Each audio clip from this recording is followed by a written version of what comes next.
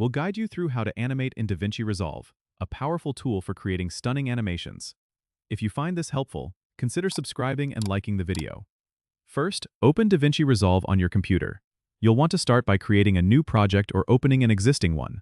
Once you're in the project, go to the Edit page, which is where most of the animation magic happens. To start animating, you need to have a clip or an image on your timeline. Select the clip you want to animate, and then go to the Inspector window on the top right side of the interface. Here, you'll find all the properties you can animate, like position, zoom, rotation, and opacity. Let's say you want to animate the position of your clip. Click on the diamond-shaped keyframe button next to the position setting to create a keyframe at the start of your clip. Move the playhead to where you want the animation to end, and change the position settings to your desired final position. This automatically creates a new keyframe. DaVinci Resolve will now animate the clip moving from the starting position to the ending position. You can adjust the speed of the animation by moving the keyframes closer together or further apart. If you want to add more complex animations, you can switch to the Fusion page for advanced motion graphics. In Fusion, you can use nodes to create intricate animations, but for basic tasks, the Edit page will usually suffice.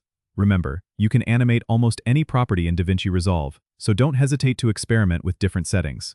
You can also use the Transform tool for on-screen adjustments, which can be really handy for fine-tuning your animations.